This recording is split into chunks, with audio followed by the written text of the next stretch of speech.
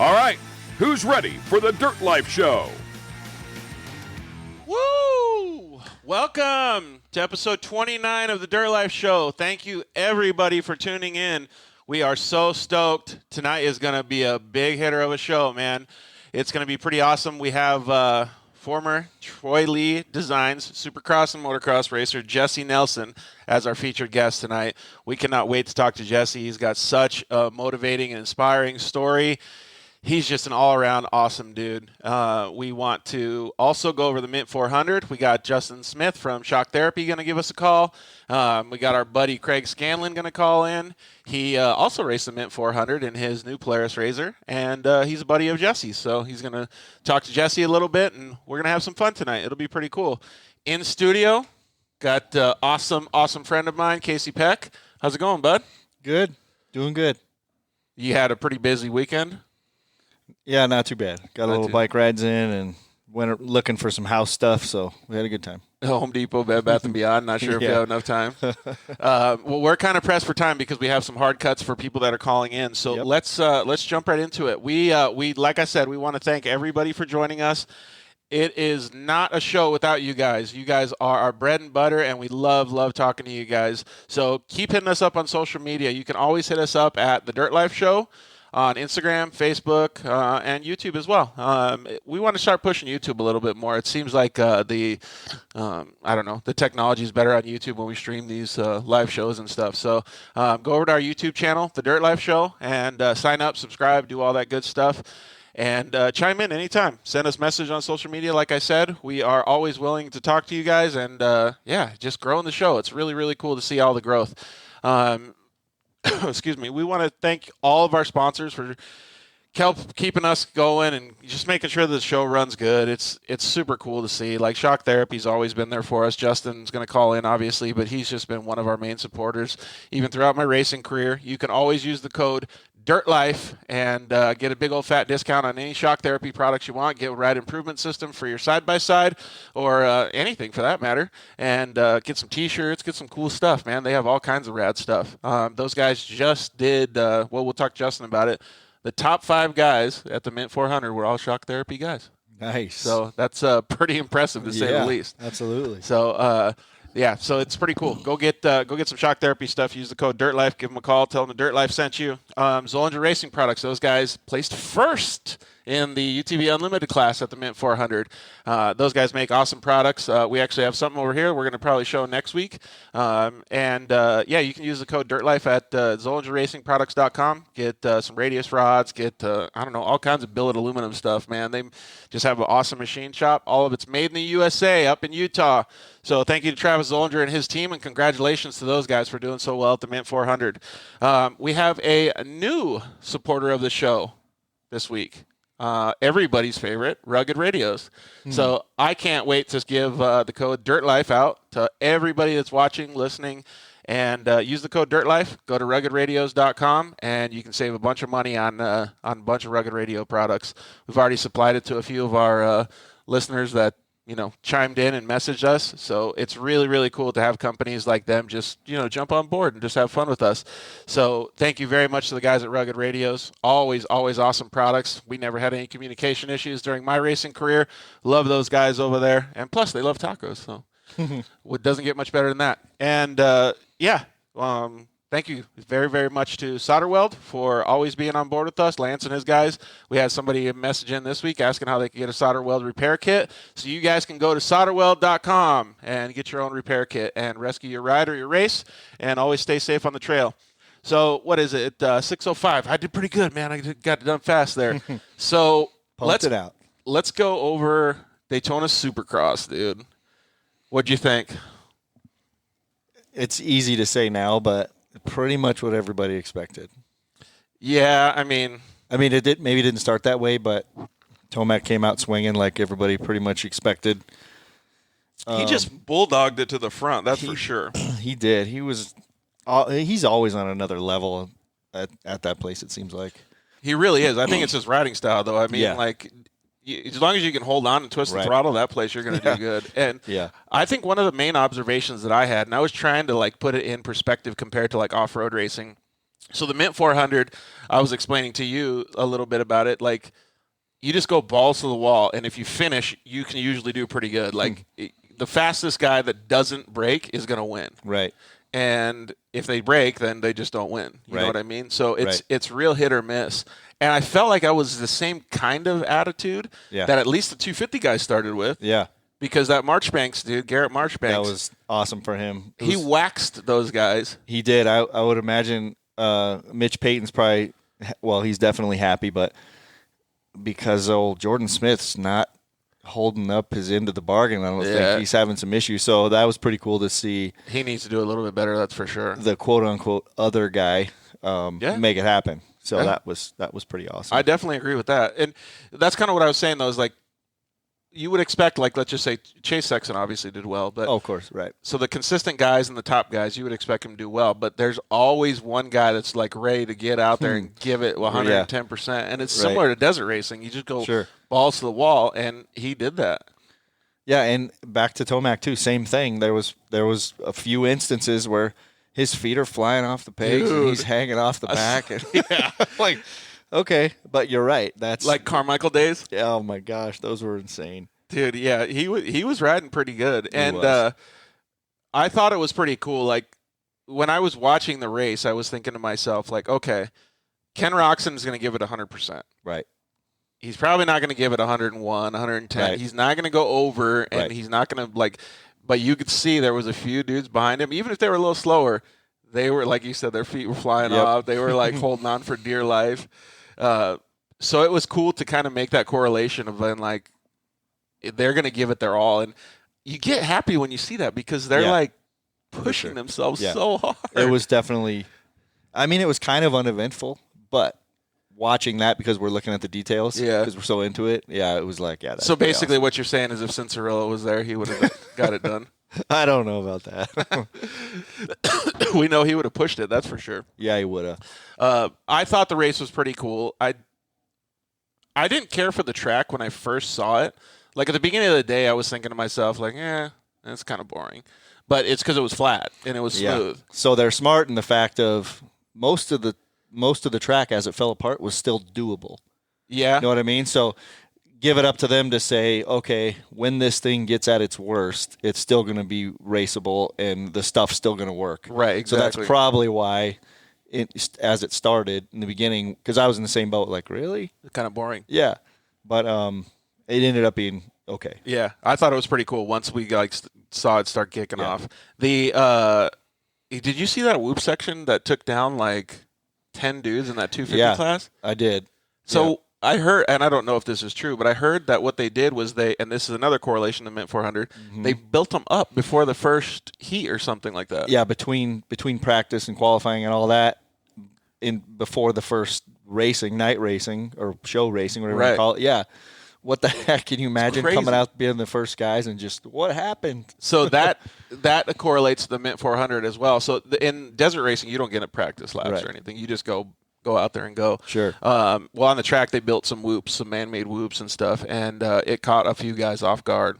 Oh, really? Some guys lost it pretty bad. One guy broke his back. Oh, no. Yeah. Got another guy hurt his neck and stuff. So it's pretty gnarly when stuff like that happens. And I was thinking to myself, because there was a bunch of comments online and stuff like that, I was thinking to myself, man, like, short course is so much safer because you can obviously see what you're looking at and stuff like that. But is there a way to, like, make it safer for those guys in the desert? Like, do you warn them? Do you, like, do the racers know, like, I better take it easy the first lap? Like, what's the mentality? Like, I don't know how to actually have an answer to fix that. I know it almost seems like, well, it's 400 miles, right? Or close in there. Right there. So other than pre-running, obviously, but can you imagine if there was a way to, like, program a drone?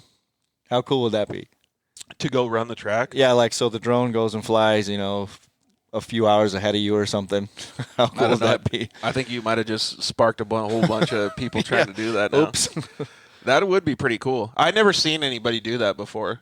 And I don't know how you would even do it because the courses are pretty long. Yeah, I know exactly. That would be so. Like, let's just say you got, like, well, if it's a point to point, then obviously it's it's pointless. But yeah, so I don't know. That's actually a pretty good idea, though, because you wouldn't be able to pre-run like the Mint 400 course unless you do it way beforehand, and that section wouldn't be there Wouldn't anyways. be there, exactly.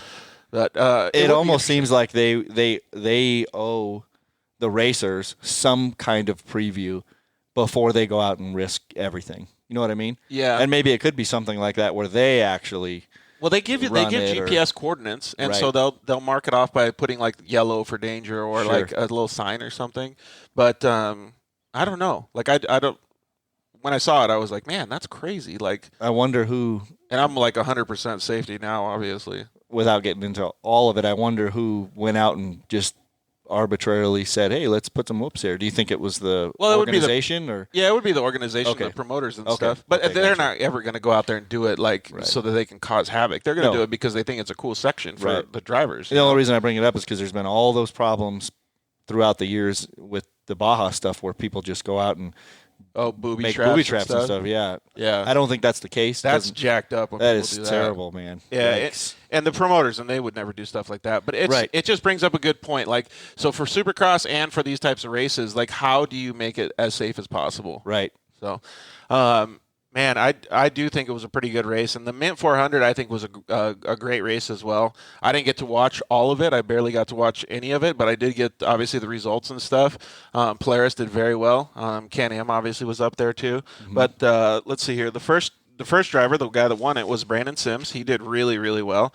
He didn't have any issues all day. Like, he just cruised to the finish. Oh, one thing I forgot to mention, and I commented on their social media, but super duper cool. Bryce Menzies' co-driver, his name's Oren, but he proposed to his wife now. Oh, right. Yeah. Out in the dirt, huh? No, like on the podium. Oh, nice. Even better. Oh, yeah. Okay, got it. It was super cool to see. Cool.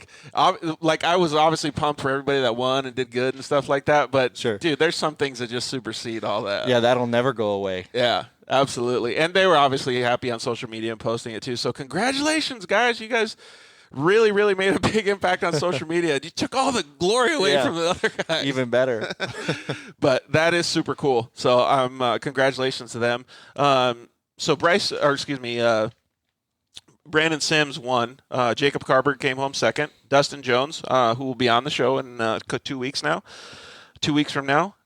He got third in his Can-Am. Justin Smith, our shock therapy guy, he came home fourth. And then Mitch Guthrie, another shock therapy guy, came home fifth. So those were all very, very good drivers. There's tons and tons of good drivers here. But the cool thing is that there's so many UTVs finishing now. I mean, like a few years ago, 90% of the field wouldn't even finish. So it's really cool to see how big the classes are, how consistent people are finishing up front, and it's kind of starting to work its way into being a place where you can pick your favorite drivers. Like Supercross, you pick your top 5 guys and they'll always be up there. You can pick NASCAR, you can kind of pick your top 10 guys and they'll always be up there.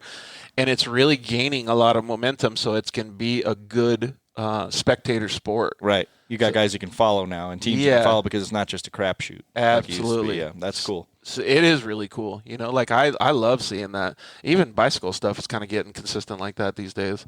So I think it's awesome, man. I really enjoy watching the growth of the sport. It's, it's just cool because I always wanted it to be like that. I always wanted it to be, well, look at Honda. Honda just came in and has a factory level program for side-by-sides and trucks too, but for side-by-sides, and they're doing well. Their first year out, you know what I mean? Yeah, so they're taking it serious, obviously. Yeah, and so to have these manufacturers coming in with factory-level programs, it's pretty bitchin', dude. Yeah, I mean, even that fact alone shows you that they've done their research enough to go, all right, it's solid enough for us to go in head first, full bore, and support it. So that says a lot. Yeah, 100%. Well, looky here. We got Justin Smith calling in. What's up, bud? Hey, what's up, guys? How are you doing, dude? You on a high from the Mint 400 or what? We're definitely riding the high from that race, man. It was one of the coolest things for us to actually show up and finish the race finally after a hell of a crappy season last year. So everybody's got a shot in the arm of adrenaline and confidence that maybe the team really needed. Yeah, that's really cool. And we Casey and I were just talking, like, the team aspect of it is just so cool. Like, we all have all these manufacturers coming into the sport now, and you guys are obviously part of the Can-Am Can-Am squad right now, and you guys have dealt with all kinds of different manufacturers with your suspension business. It's just really, really cool to see the sport grow, man. Like, just think 2-3 years ago, half the field wouldn't have finished, and now look at how many people are finishing and doing well. It's incredible, honestly. I mean, and everybody likes to call these things go-karts, but I don't think you can do that anymore. They've really grown up, and these cars are running 10-car pace. That's incredible. If you think about where they were 5 years ago or 10 years ago. Do you guys have any data on what your average speed was?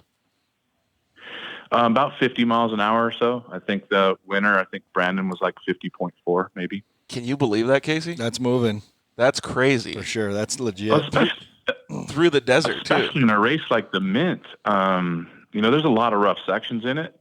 It's not Baja rough, but it's rocky whoop and a lot of washes that are only single track. And if you get off single track in any way, you're going to rip an arm off on a rock. So a lot of the technical stuff really slows it down, and still pulling off a 50 mile an hour average is pretty awesome. Yeah. So imagine in the rough stuff where they're just getting it to make up that average. Yeah. Oh, yeah, like when they're going 70 through the... Yeah, for sure. Yeah, and then they're going 10 miles an hour. Right. Yeah, it's just awesome. Crazy. And to see the cars come up that much is pretty badass, too. Well, tell us a little bit about your race, Justin. I think our race, we kind of just were showing up with the idea of finishing. Our main goal was to kind of have a conservative pace, kind of judge our pace amongst everybody after a lap, and then adjust and go from there. But right off the get-go, I screwed the start up pretty bad. I tried to time the green they had somewhat of a Christmas tree at the start of this race, and I tried timing it. I was a little bit early, so I grabbed the brakes to make sure that we didn't do something wrong, and I basically screwed it all up. So we were behind Burroughs, who we started next to, and out the first couple of miles, obviously the dust from him was pretty nasty. So we just settled back behind that and followed him for about 20 miles, but as soon as we got, comfortable, and we got the first big rough section, which is about 3 miles of 3-foot whoops. It's pretty popular. Everybody's out there with, spectating in that area. I see a lot of that on. That's some pretty big bumps, feeds. though. Yeah, if they were narrower or closer space, it'd be a lot easier. But these short wheelbase cars, they're spaced out trophy truck distance. It's kind of like jumping from one to the next instead of getting on top of them. But we were able to pull 55 to 60 mile an hour in that. And holy shit! Really? We got this car pretty close on a suspension guess for this race. So we were able to run pretty hard in the big stuff. So we were able to pass a couple of guys. By the time we got to our first pit at 35 miles, they said we were fourth. I'm not really sure how that happened. I'm sure a lot of guys dropped off, but we found a good rhythm the first lap, and we were getting great time splits from our crew. They did an amazing job following the live feed from the Mint, and they were able to tell us that we were within 2 minutes of Brandon and or 3 minutes of Brandon and 2 minutes of Jake. And just so we just wanted to pace, stay that or way. did they want you to turn it up? No, our plan was to keep pace. That was all we wanted to do. I mean, we've been doing a really good job of not finishing. So our goal was to save the car as much as we could, but not let anybody get away from us. And so we really tried to follow that. It's hard sometimes because you really want to put your foot in it and try and win. But especially when it feels good. We felt that winning was, maybe the best way to win was to keep the car together. So that's kind of what we were trying to do the whole time. Do you know what the time difference was to you and Brandon at the end?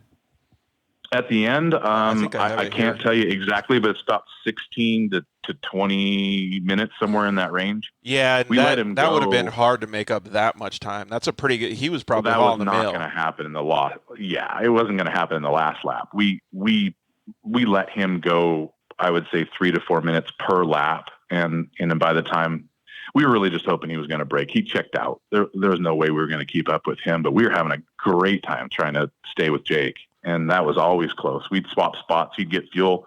We'd get ahead of him. We'd get fuel. He'd get ahead of us. It was always within Love a that couple kind of racing. minutes. Yeah, and It was awesome. You're buddies with Jake too, so that's probably nice. He's probably saying the same thing. We were actually testing with him in Parker the weekend before, and just joking back and forth. You know, don't hit me too hard. No, you don't hit me too hard. No, it's all good. Dude, that's awesome, man. I'll tell you one thing. In our first lap, we were coming in in the last 20 miles or so. We're clicking along, and I'm like, Jeff, you smell something burning? And I swore I smelled something electrical and maybe some plastic. And I'm like, is that somebody ahead of us or is it us? And he's just like, I think it's us. I smell it too. And he's like, oh man, I'm smelling it worse. And I'm thinking we're on fire. And I just can't see it. Yeah. And I'm like, Jeff, I ain't stopping, bro, because that fire's going to catch us if I stop. Yeah. We're just going to keep going. And he pulled his belts off, flipped around in the car, looked behind us, looking for fire. Nothing? As we're racing.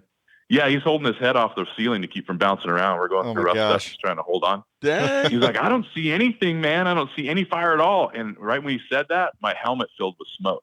Oh, shit. And I had to pop the visor to see. And he's like, I don't see it anywhere except coming out your freaking visor. Well, what happened was the clean air system motor for the Parker pumper fried. Oh, it's like and it just filled the helmets. That's all it did. We weren't on fire at all. It was just, I felt like Ricky Bobby rolling around on the track. So it wasn't a grocery bag on the freeway. Yeah, exactly.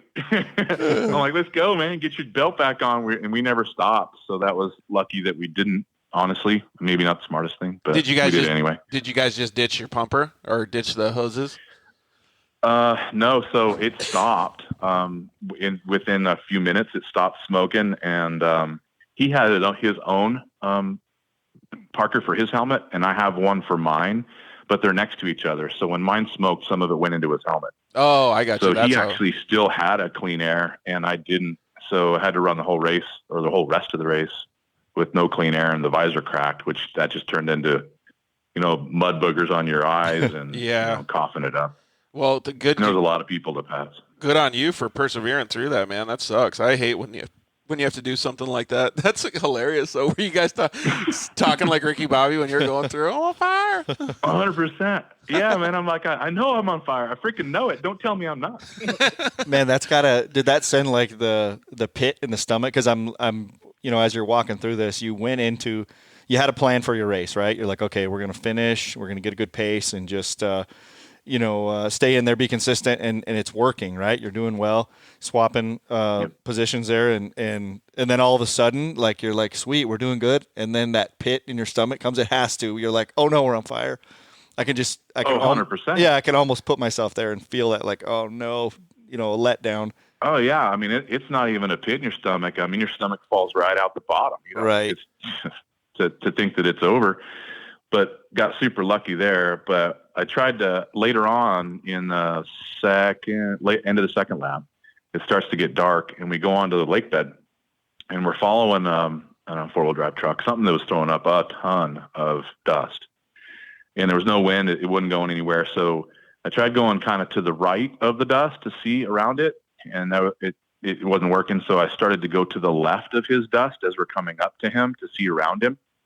And just as we go to the left of him, he makes an abrupt, right-hand turn. Oh, no. And which goes away from us, right? Which is awesome. The problem is his dust cleared away for us to see what he was turning away from. He got off course, and we followed him. And he was turning away to get away from a 3-foot tall berm. Oh. That was kind of like a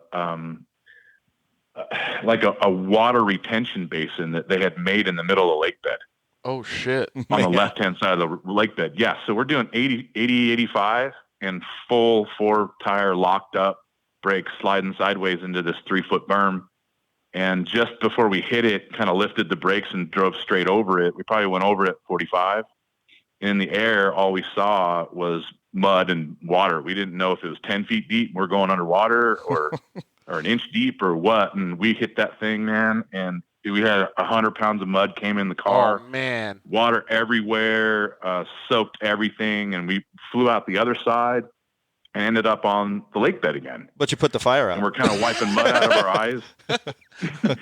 Well, remember, I didn't have a Parker pumper, so I had my visor cracked. It all shot mud up in my face. Nice.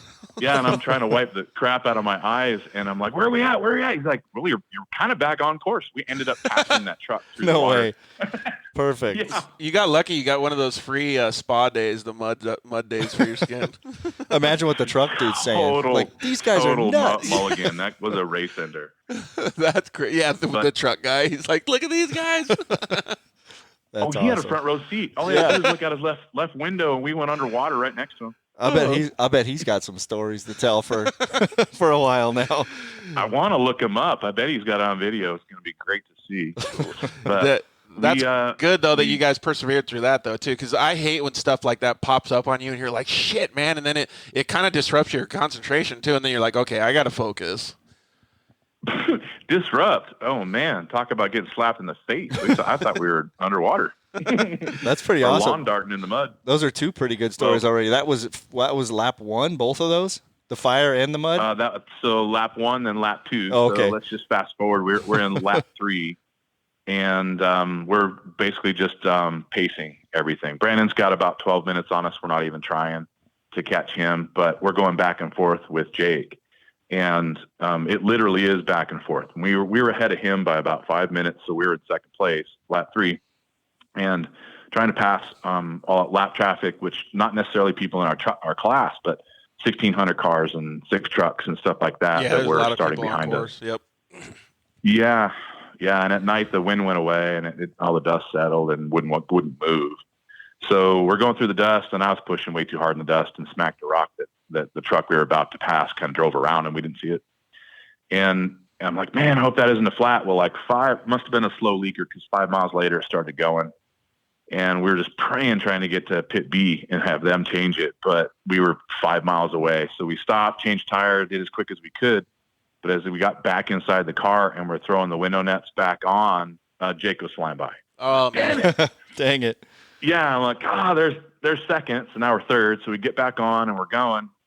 And we didn't get the spare tire, the flat one, back tight enough or strapped down tight enough. You can hear it banging around through the whoops. We pull into the pits, and they're like, we lost the jack, which was on top of the tire. Oh, man. So now we got a spare tire with air in it, but we have no jack. So we're really trying to be nice to the car and not hit anything, get flats or anything. So we finished off lap 3, staying with Jake within 4 or 5 minutes. And then on lap 4, we pretty much stayed there also. We decided that if Brandon and Jake were first and second, I mean, that's pretty much a win for us too, because all our stuff's all over it and they're friends. Awesome. So we just didn't want to run it very hard and possibly get a flat we can't change. So we just kind of stayed there, and it was a pace we could control and did it. And get to the end of lap 4, and we're 15 miles from the finish. And we came up to a line of 11 bugs in a 1600, and they're all going slow. So, yeah. And so we kind of worked our way through them, which took a while because it was single track. Mm-hmm. And by the time we get around the last bug, there's somebody in our mirror, and we pulled over to let him go, and it was Mitch Guthrie.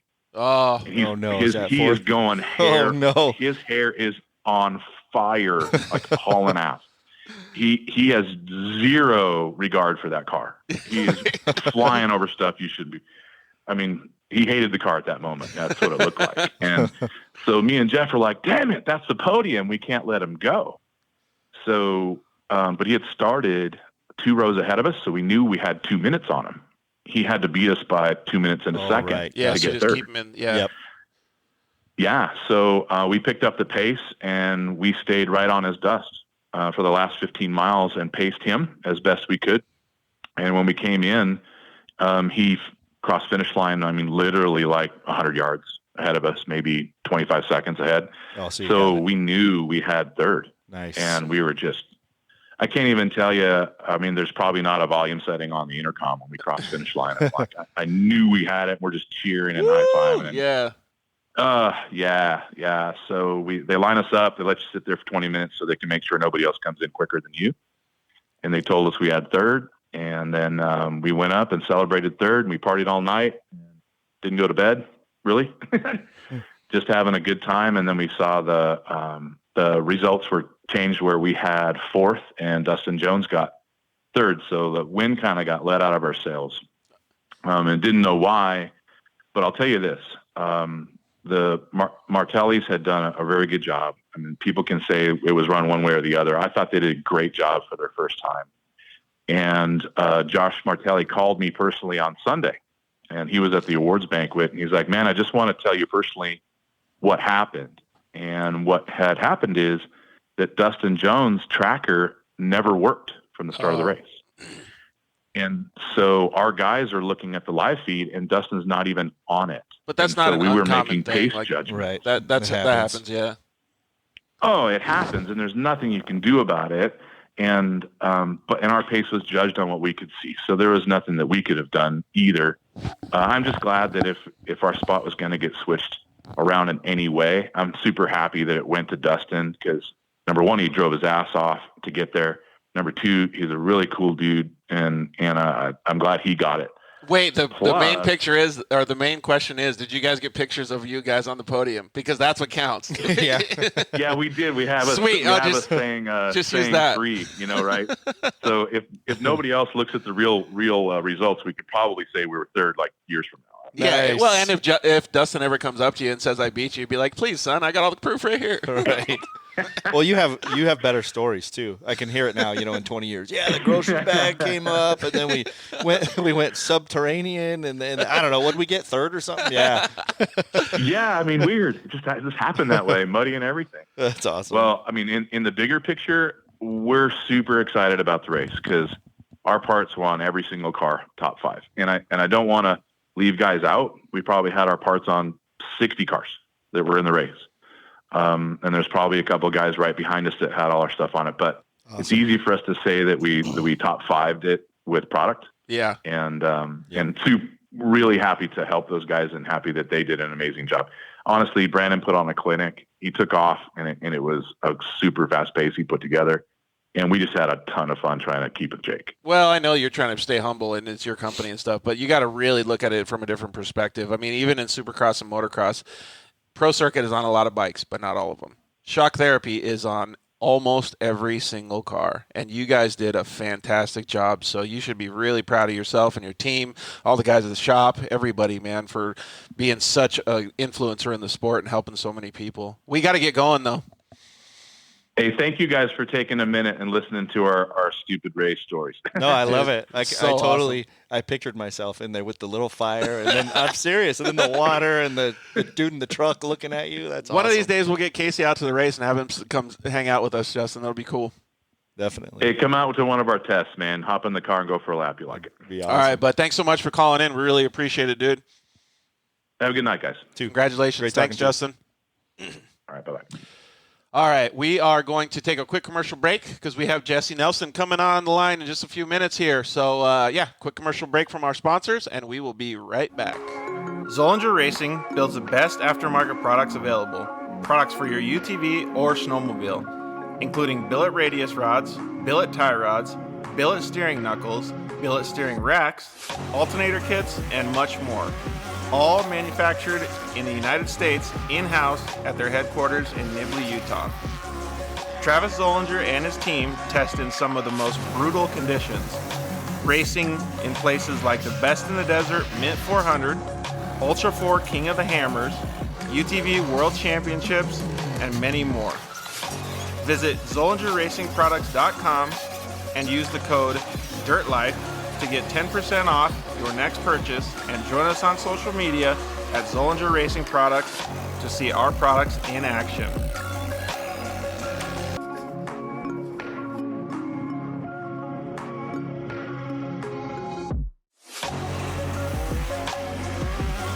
Zollinger Racing, the best products, period.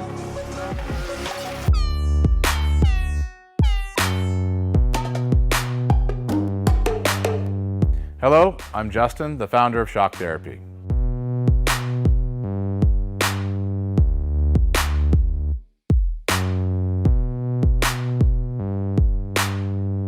Shock Therapy has been around for 5 years, but we have personally been tuning suspension on off-road cars and race vehicles for over 25 years. We tune between 10 and 15 cars per day, every single day of the week. Our concentration is tuning shock systems and supplying components that improve the ride quality of your car in many ways. Not only do we work on the average UTV, but we also tune suspension for race teams and professional drivers.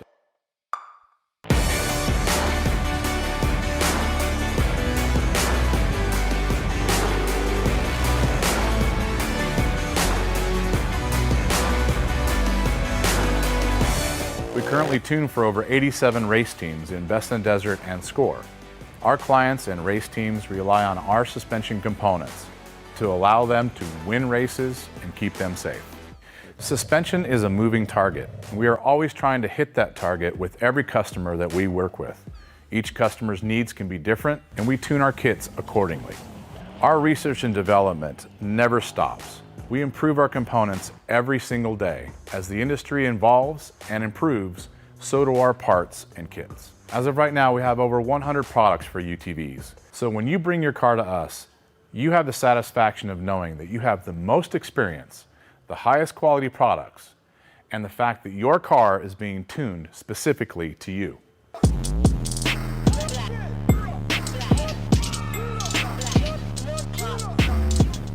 Yeah, finally, we got Lance from Solderweld in the studio. Thanks for coming down, bud. Hey, why don't we just record a commercial now? Yeah, why not? So good to be here, man. It's been a lot. I've been trying to get down here forever, and I wanted to talk about the off-road kit. Dude, I love those things. I got it in my pack. Yeah, we're running hundreds of vehicles now running them, whether it's a UTV or some guy's got it in a backpack on his motocross. He's got everything he needs to make a fix right there on the fly, out on the trail, or in the desert, whatever it is. Well, since I've already used one, I kind of know what to use it for, but explain what it does. All right, so let's pull one out real quick. You've got your aluminum rods. Remember, they're rods, right? So, light torch, small torch. You can throw it in there or throw it on the rig with your flux. It decontaminates and cleans like, let's say, a radiator. You get a random rock chip runs through as you're racing. You get a rock chip in a radiator. You got to fix it right there or you're out of the race. You can patch it up. It's all good to go. Yep, just like welding.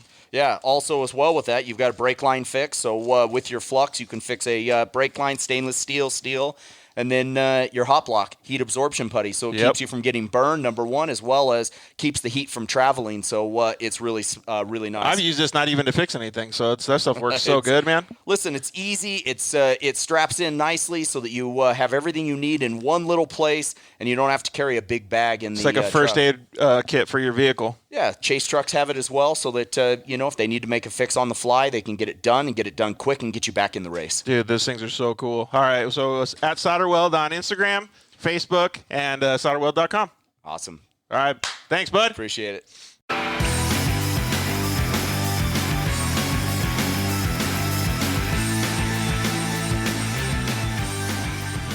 Yeah, we are back. And we have our featured guest, Jessy Nelson, coming on the show.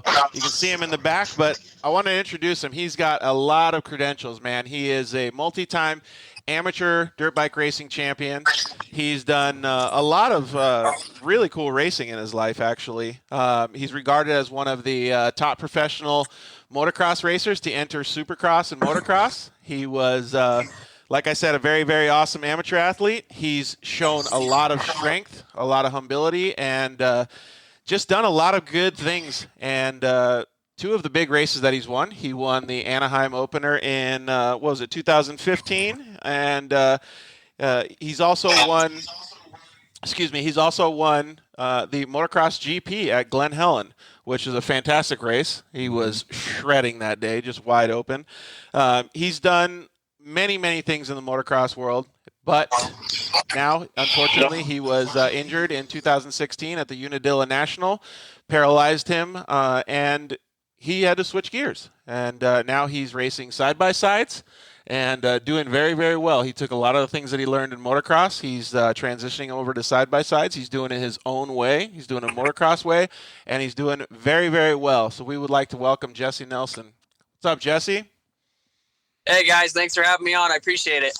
Yeah, thanks for coming. Yeah, thank you very much for joining us, dude. We really appreciate you taking the time out of your busy schedule. I know you got a lot going on. Yeah, I've been pretty busy the last couple weeks. I've got a lot of projects going on and a bunch of different things. I'm just trying to keep this whole racing thing going too.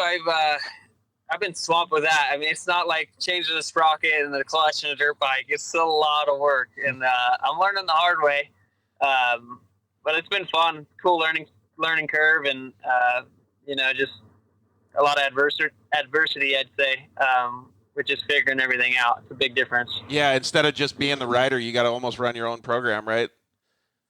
Yeah, exactly. I mean, I got spoiled the last 7 years, racing professionally, 7-8 years or whatever, and then being on a race team as well, and having, a mechanic there full time, a trainer, team manager, crew chief, technical guy, suspension guy, all at your fingertips, and you don't really, I don't know, think about it as much when you're doing it, because it's just like, that's how it's been. Yeah. And then now, just even after I got hurt and then being in a chair, it's a lot harder to work on stuff, and doing it all myself, it's been a real challenge. So, learning and figuring it out. I got some great people behind me and just working hard at it. And, you take those things for granted too. Sometimes I think when I was back racing motocross too, just showing up at the races off a plane and your gear's already there, your helmet's already prepped, you got brand new gear, goggles, everything you need. And then, it's just a big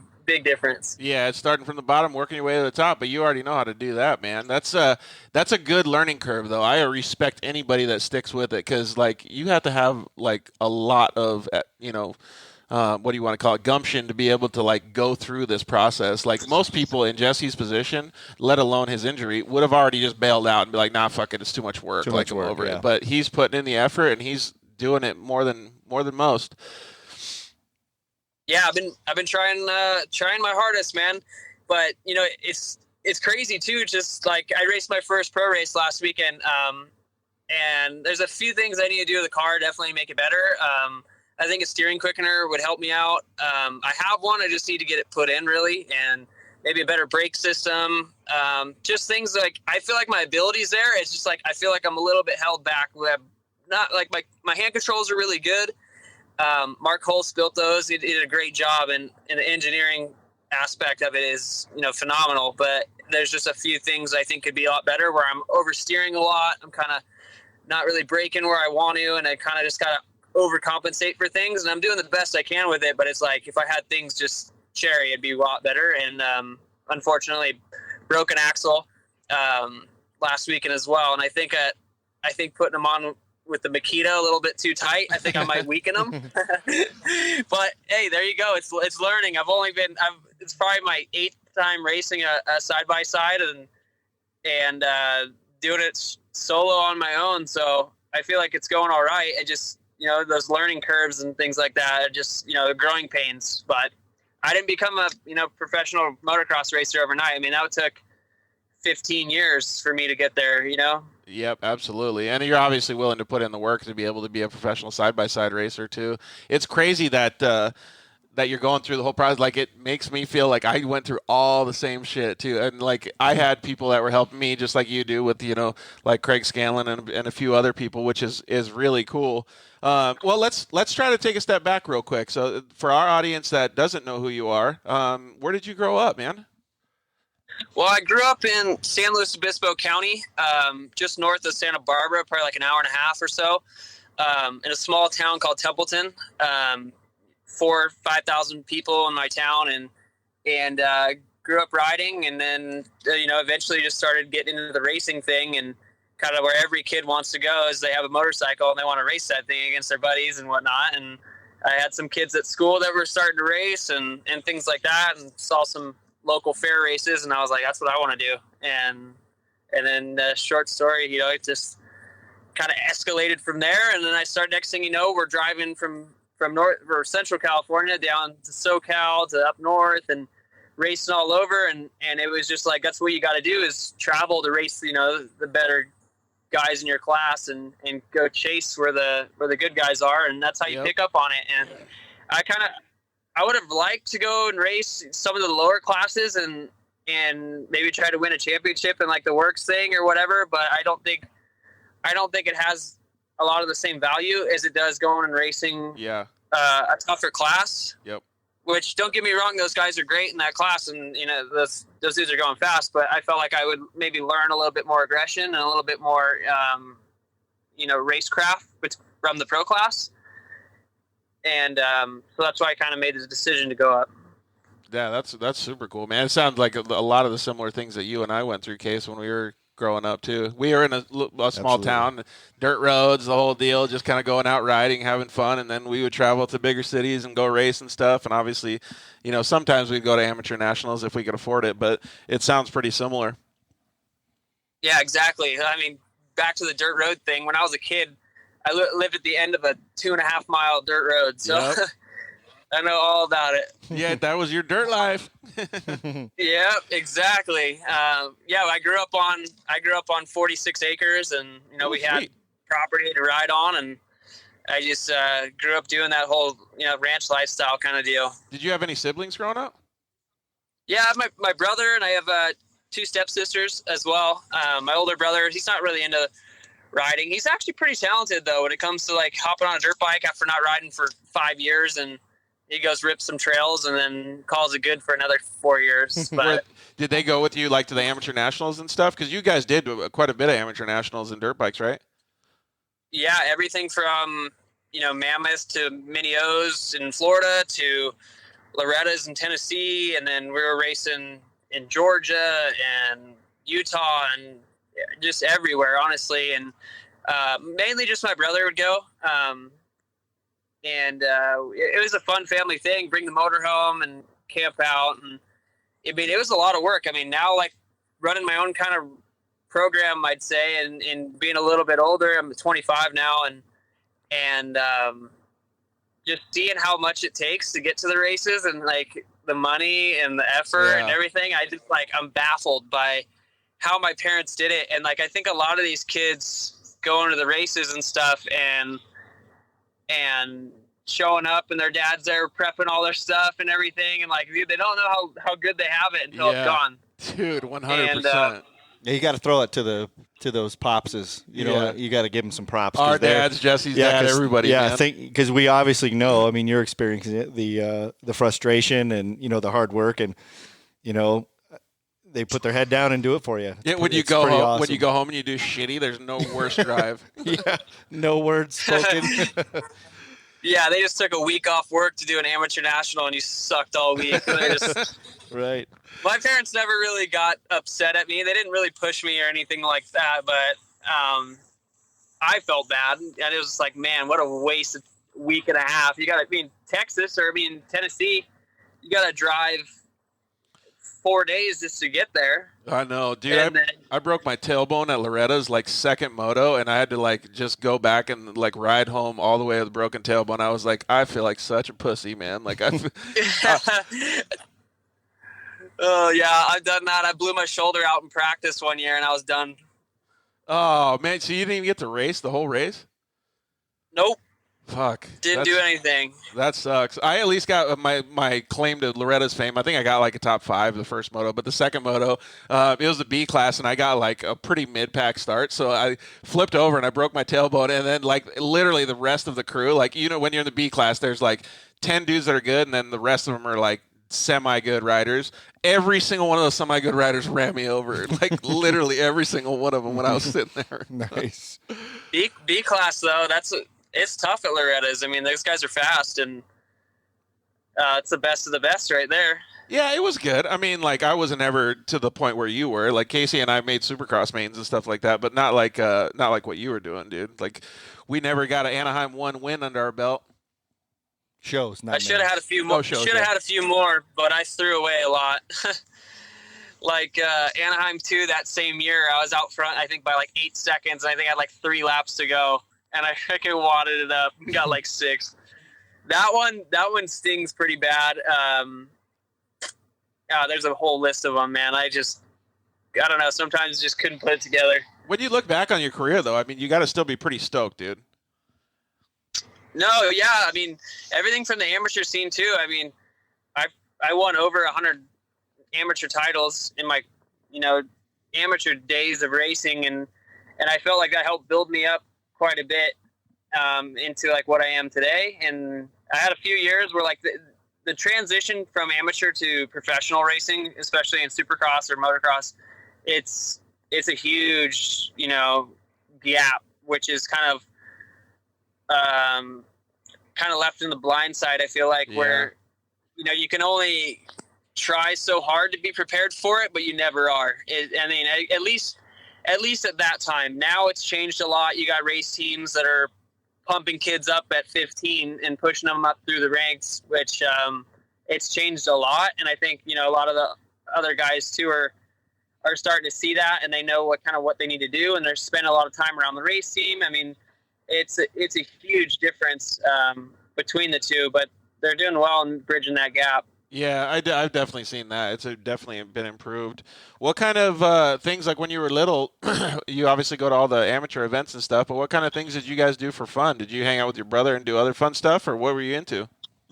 Oh, my brother and I were always doing something. We're shooting guns, or we're fishing, or just trying to blow stuff up. I don't know. We were just always, things that you do on a ranch when you don't have a lot of people around. Yeah. You bring your buddies out, or like, we get everybody on like quads, and we play paintball on like ranch quads. Nice. That sounds like fun. Yeah, everybody get a paintball gun, and all of our buddies had ranch quads and stuff. So you just pile like a bunch of paintballs on like the rack on the front, and then cruise around. Dude, that's awesome. We had just two people chime in, and then Mike Gardner said you're a legend, and Caden Danbury says you're the man. So that's pretty cool to see that you're already garnering some side-by-side respect. Oh, yeah, I wish Gardner would come out and race with us. I could learn something from him. But dude, fuck that. You wish he could do paintball quads with you. Right. I don't want him to hurt his sciatica, so I don't think he'd make it out there. Maybe Caden would do it. Caden's he's not scared to get hurt. Yeah, that would be pretty cool. Did any of you guys follow Caden Danbury? Yeah, definitely. Caden was on the show a couple months back. Oh, right on. He's a good kid. Did you see his Instagram video today? No, I didn't. Is it pretty cool? It's not good. It's pretty funny, but he's coming out. He's coming out of his front yard on his bicycle, and he falls down the step and eats shit. Oh, Caden, I hope you're okay, bud. Sorry to laugh at you, Caden, but that was pretty funny. You got to catch it. He's going to get way more followers because of that video, that's for sure. For sure.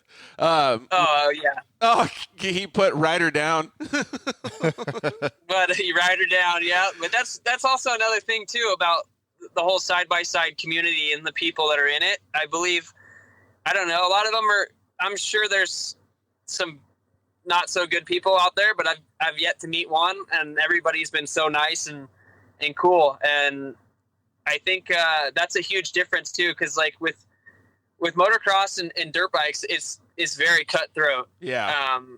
Families don't want to talk to you if you blew a clutch out. Like nobody's gonna help you. Like they're gonna be like, no, like we're going to Loretta's. Like you're gonna have to go to another qualifier. Screw you, kind of deal. Like not everybody's like that. There's good people out there too, but everybody's driving or riding different motorcycles too. So a lot of the parts don't work the same. And I mean, just about. I mean, I'd say 90% of the field is Polaris out there, and a lot of people are there to help too. They're like, oh, we got a whole extra clutch, and here's a radius rod, here's an axle. Like, what do you need? And they're there to help you. And you're like, I'm racing you tomorrow. Like, you don't need to do this. Thank you. Yeah, it is pretty cool. We noticed that too a lot when we first started getting into it. Like, I was, part of the Rockstar Energy UTV Wolfpack guys, Jason and Jeremy Merrill, and they kind of took me under their wing and helped me out. And it was just cool to see all the camaraderie, man. Like, I couldn't believe it. Like, I was kind of like you. I was like, oh, these motocross guys, like, or these side-by-side guys, they're going to hate me, and they're not going to want to deal with me, and, like, all this stuff. And, like, I did, like, just like you, I did pretty well out the gate in the side-by-side stuff, and I was like, shit, man. Like, but everybody was so awesome. This is also why this is growing, I believe. Part of it. The sport itself? Yeah, I agree. Yep.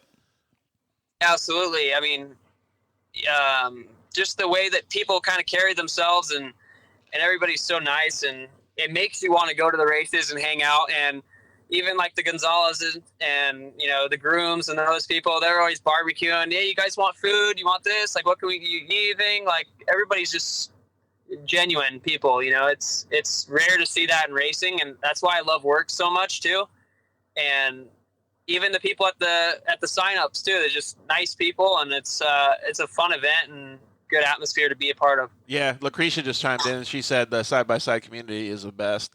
I agree with her. Well, we just had a question from Alfonso. He said, what did you like more, or maybe get more nervous for, was lining up for a side-by-side race or lining up for a motocross race? Honestly, a lot of the same nerves are still there. It's for me, the side-by-side thing is so new that I feel like I almost get more nervous at that, because I still have not nerfed anybody. I still haven't like done any like crazy block passes. I haven't had like a tangle on a start yet. Like, I'm so green to all of it, and I don't know what could happen. Like, motorcycles, you learn from very quick and very abruptly what's going to happen and how it's going to go. You know what I mean?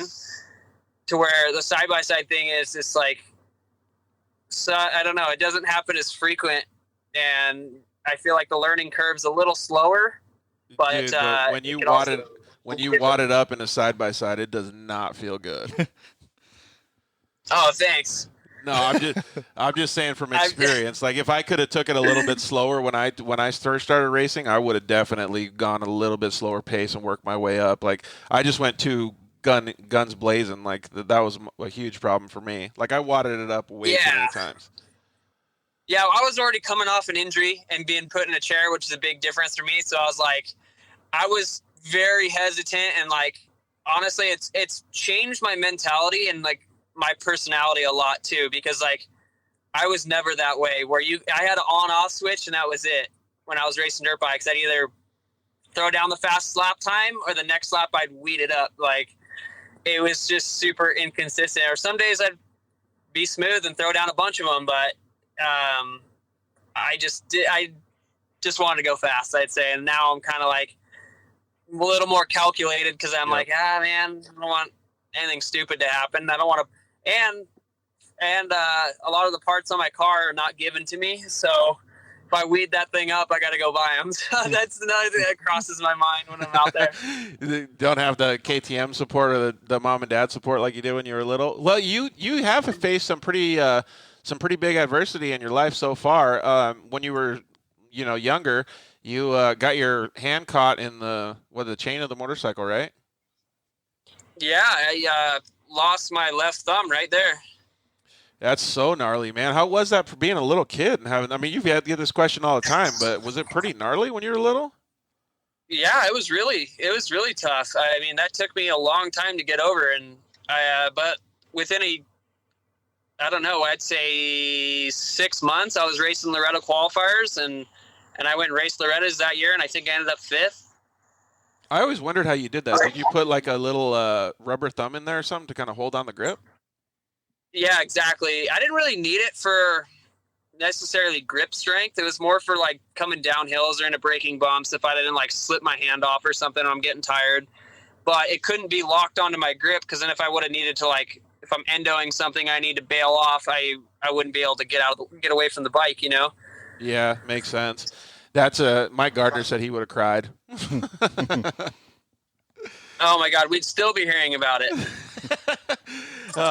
But that's another thing too, is like, looking back at racing too, like when I turned professional and I watch the races and hear Jason Wygant talk about Zach Osborne getting exiled to go race in Europe, and you hear it 15 times in one race. And then all the years that I was racing, I never had, like, I don't even think I was at that was ever mentioned about me losing a thumb or not having one.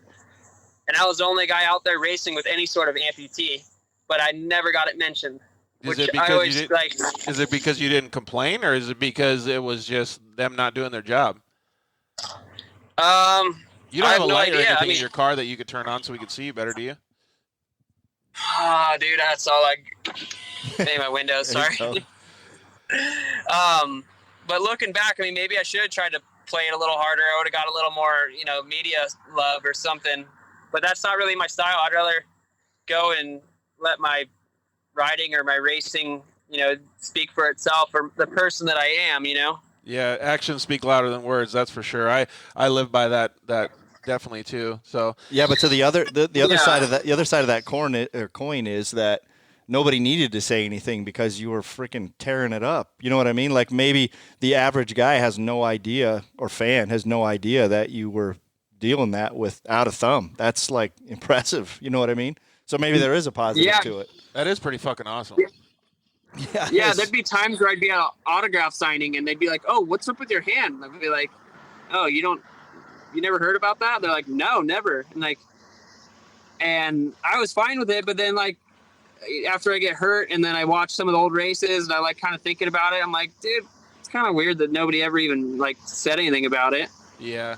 I get that same kind of stuff now. Like when I walk around and I have pants on, you know, I'm not in a wheelchair, but I walk around like a penguin and stuff. Like you really don't, like, people don't judge you as much. They don't really know what's going on.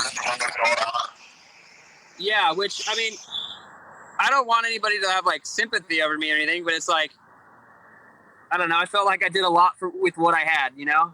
Dude, 100%. You should definitely be proud of yourself for all the stuff that you've done. And we're going to get into it in just a second here, but you should be proud of yourself for the stuff that you're working on now too.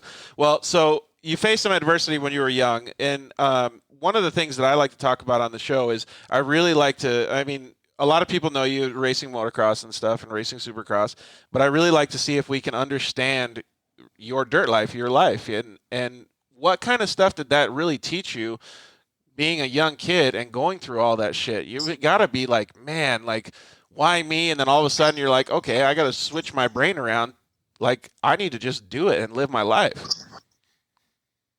Yeah, and I think exactly what you just said. I think the thumb deal and, you know, breaking so many bones and having so much adversity and so many setbacks that it kind of prepared me for where I was today and the things that I've gone through, where it was like, yeah, it sucks in the moment. It's super shitty. And like, you feel like everything's out to get you kind of deal, but it'll all eventually blow over. Like, no matter what, it's going to blow over and things are going to turn around in some shape or form.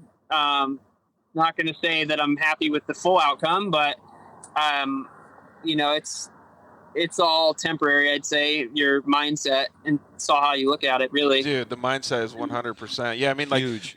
we could be totally normal dudes walking around, you know, like with awesome legs and awesome, no broken bones, and we would still want more. Maybe we want to have a better job. Maybe we would want to be on the top of the podium. We always want more, right? So it's like, I know that one thing that you said that helped you a lot, and in my case is I had a huge support mechanism. You, when did you meet your wife?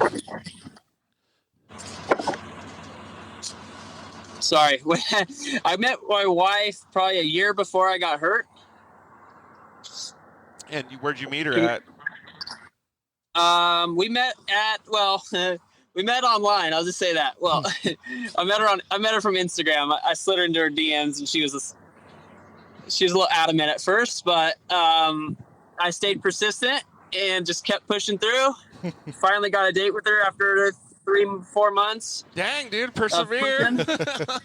Yeah, I pushed pretty hard and finally got a date with her at the Lazy Dog in Temecula, and then we just hit it off. And I don't know, maybe our third date, I called my mom and I was like, yeah, I'm for sure gonna marry this girl.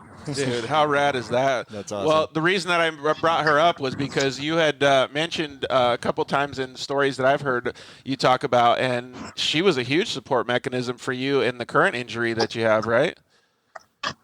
Oh, absolutely. She's been there for everything, and she's been unfazed by all of it, which is extraordinary. And I don't know. I don't feel like I don't ever try to play a sympathy card or anything like that, or like I try to be pretty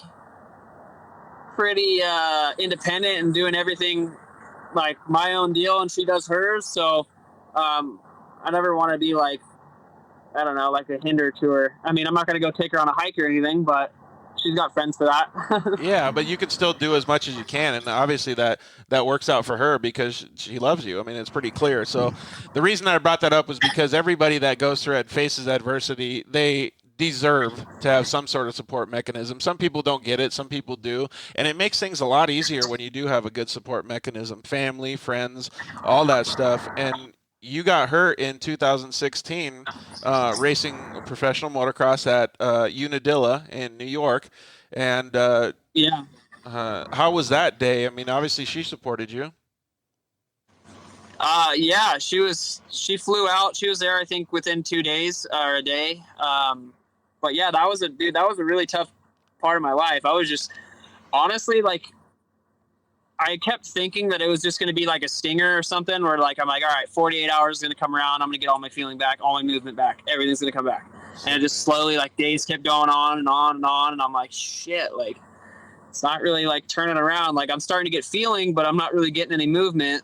And it's starting to really freak me out. And at the beginning, I was super freaked out. But I think emotionally, I was more broken because I knew my racing career was over. Yeah, and like that was a tough pill to swallow, which I know a lot of the other guys racing or whatever. I know side-by-sides haven't been around as long, and so when they say they've been racing a long time and when they decide to quit racing or whatever, how hard it was or whatever, but I think it's a little bit different. Like I started racing when I was 7 years old, and it's like a lifetime. Doing that my entire life. It really is. Yep, lifetime. And it's such a hard sport to excel at. People don't realize how mental, how physical, and how tough it really is. And skill level too is just through the roof. Like, I mean, I know it's tough, like really, really tough. And it doesn't just happen. You can't just go sign up and race pro class. You can't, like, it just doesn't work that way.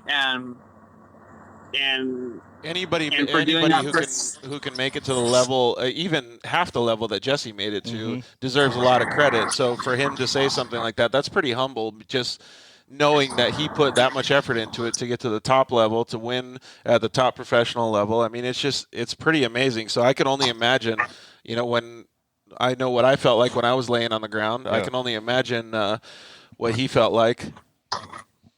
Yeah, and it was just like I was finally getting to a program and figuring out my body and where my heart rates needed to be and what kind of diet I needed to be on and what kind of rest program I need to be on and what kind of cardio program, strength program. And I started finally going to the races where I was like, all right, if I'm not first or second or third, like, all right, go for it, Jess. What was that? I was just telling Craig to hang on 1 second so you can finish your story. Oh, I was going to the races knowing that I could be on the podium every weekend, which I always knew I could get there, but sometimes it was like, all right, yeah, I'm not feeling the best this weekend. Like let's hope for a top 5. But I was going there knowing like I was going to be a podium guy. And if I wasn't, I was going to be pissed. Yeah, absolutely. And then laying there in the dirt and I'm just like, wow, like it's over that quick. And like, honestly, that was a really tough one of just all those years. I mean, I can't even count how many miles we've driven across country and how many hours and nights and, days I've spent at tracks all across the U.S. and training my ass off for years to get to that point. And then it's just gone in an instant. And you're just like, it really puts your life into perspective, doesn't it? When you're even laying in the fucking hospital bed, it's just like a kick in the nuts, man. Yeah.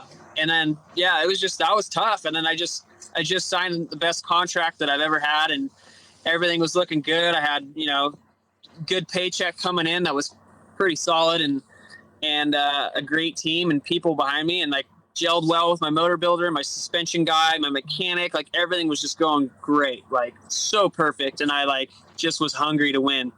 And then, I remember watching that little documentary. Well, and our audience should check out the documentary. It's called Silver Linings with Jessy Nelson. It's on YouTube, and they can check it all out anytime. But it's a fantastic video to watch. It shows a lot of triumph and perseverance. It shows how humble he is. And I remember Jordan talking on there like him and Tyler were so devastated when that happened to you. It's like somebody pulls the plug on a person's life that they've worked everything that they can, you know. Well, we won't make it a sob story because you're definitely kicking ass in life now. And we just got Craig Scanlon that just called in, and he's been helping you a little bit with your new ventures, huh? Yeah, Craig's been, Craig's really the person that got me into this whole thing. Craig and Mike Emerson and a few other people.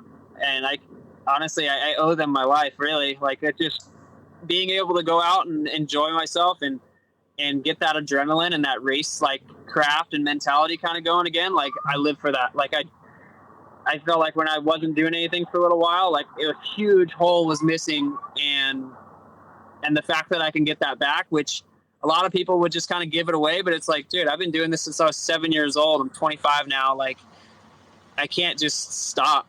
Like, it's just not in me. I don't know. And I want to go prove to people that. Uh-oh. Sorry. I want to go prove to people, like, I can go win some stuff. Like, let's do it. But it's been tough just getting to the races, really. And luckily I've had some good help from people, but I still got a long ways to go. And like I said, it's a big learning curve. And I want to go win some stuff. Like, I want to show some people what I can do. And it's going to take a little while. It doesn't happen overnight, and I know that. But well, I feel like I'm making some good jumps. I can definitely see the fire in your eyes, that's for sure. And obviously Craig did too. Craig, we want to talk to you about a little bit about the Mint 400, but before we get into that, you saw some fire in Jesse's eyes too when you first met him, huh? Yeah, definitely. Jesse's a one-of-a-kind guy, and I just happened to have run into him one day at Troy Lee Designs when I was out there visiting Troy. And Jesse was in the shop when I walked in, and we kind of hit it off. And I listened to his story, and I left it that day, and it just kind of hit me. And I called up Mike Emerson, who works for Troy Design, and it's just we immediately started putting the vehicle together for him, and then surprised him at the Youth World Championships with a new vehicle with hand controls and things like that to get him back out there and moving. And I'll tell you, it's the friendship I developed with Jesse. As well as what he's done for, Polaris, and also now with us supporting him for 4WP, we couldn't be happier than, to see him back out there. And I will tell you, I've ridden with him, and, I like to think that I'm pretty good at these things too, but it's crazy how his motocross background allows him to do things with the vehicles that I've never really seen people do with them before. Yeah, it is pretty crazy to see that. I definitely agree 100%. Jesse, I don't know if you can hear Craig right now, but he talked a little bit about how your motocross background was able to translate. And, Craig's obviously a fast driver in his Best in the Desert car and stuff, but he was saying that the amount of talent that you can possess behind a side-by-side and how it transfers over from motocross is pretty impressive, dude. Well, that means a lot coming from a guy like Craig. He's quite the driver himself. I was watching him at the Mint 400, live stream that they had. He can definitely wheel a car, that's for sure.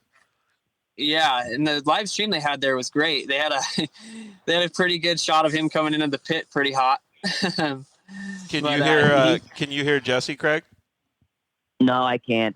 I can't hear Craig, though. Looks like the Dirt Life needs to upgrade their audio equipment. But we can hear both of you guys, and that's pretty awesome that you guys both have the admiration for each other. He was also saying that how well you can drive a car, and he was watching the live feed at the Mint 400, which is pretty cool, and he saw you kicking ass out there, Craig. That was awesome to see. I appreciate it. It was a fun race. It was the first race for our brand new car that we've built the last 2 years with help from guys from Heilzer down in Louisiana, and then also the guys at Jimco built us a pretty damn good car. And we took it out to the Mint 400 with, I think I had driven it about 25 miles before we raced it. And for us, it was a big learning race for us because we wanted to get some real live race miles on it before the San Felipe 250 because we're racing in Mexico this year for points. Oh, sweet, man. So we're excited about that. So, it's funny because we finished the race and it was a brutal course, and we looked at the car and it was like, wow, doesn't even look like it really raced. We had a couple electrical issues that took us down some time, and a couple things with tire pressure, and we have new tires on it from Tensor. We got to groove those and do a couple things with some clutching stuff, but I think we're going to have a pretty competitive car come 3 weeks from now in San Felipe. So we're pretty excited about it. Yeah, so 3 weeks is coming up pretty quick. Jesse, Craig was just saying how they're going to do the San Felipe race coming up in 3 weeks. Man, I'm sorry that you guys can't hear each other. I'll definitely work on the audio, but that's awesome that you guys are going to do that, Craig. We're looking forward. I'm sure Jesse's going to watch you guys too. Absolutely. Yeah, I hope so. Sure, it's going to be a good one to watch. I'll say with the Mint 400, one of these days I'll make my way down there. From years Get past, to experience that. with it not being in Best in the Desert and not being in score, so not really being a points race, I've never seen a desert race for UTVs where everybody was pinning it from the very beginning to the very end. Dude, it was crazy to see that, man. Yeah, normally we get out there and we get a couple laps in before we really start banging on stuff. But with it being just checkers or wreckers or winner go home, I'll tell you, there's a lot of guys and gals out there that were just going from minute one at 100%. Normally I like to do about 70, 80% the first couple laps and then crank it up based upon where we're at in the race. And you just couldn't do that in this race. It was, and it made it more interesting to me, but it was not a race where you could, kind of half throttle it at all. You had to go for it from start to finish. Dude, yeah, I totally agree. I couldn't believe how many people were just wide open, man. It was crazy. Jesse's over here making faces because he can't hear us, so he's being an awesome Jessy Nelson. If it's okay with you, Craig, I'm going to give the rest of the episode to Jesse, but we would definitely like to invite you on after San Felipe, and maybe we could talk a little bit more about that race and dedicate a little bit more time to you, if that's cool. Awesome, man. Definitely. And thanks for having me, and continued success to Jesse, and we're super proud of him and excited to be a part of the 4WP. Thanks a lot. Yeah. Thank you very much, Craig. We really appreciate it. Thanks. Well, have a good night. You too. Yeah. Oh, sorry about that, Jess. I wish that the audio had worked, but Craig had a lot of good stuff to say about you. He said that, he's really excited for you to be a part of the team and obviously part of 4-Wheel Parts, and it's going to be cool to see him race down at San Felipe in the next few weeks here. Absolutely. I can't wait to see him race. Like you said, though, with the 4-Wheel Parts deal and the group of athletes that they have, and him and Joey Giovanni and Craig have put together the group of people that they have around them, and the athletes that they put together is pretty incredible. And it's cool to see them growing the brand and being so involved with the core of the sport, where it comes to racing and all that. And even Craig with helping out the SMG youth drivers like Dallas Gonzalez and Ethan Groom and Caden Danbury, yep. Caden, and there's a few other kids as well, which is really cool to see. I mean, giving back to the sport. I mean, it's tough to go racing, and sponsors like them definitely help out. And I've got nothing but good things to say about both those brands and the people around it, and then even 4-Wheel Parts, the stores as well. I spent all of Saturday hanging out there at the 4-Wheel Parts store in Riverside, and just the group of guys and the staff that they have, pretty cool to see, and how knowledgeable they all are, and just nice, just down to earth dudes and guys that just love off-road and cars and trucks, just like we all do too. Yeah, absolutely. You know what I'm noticing here, Case?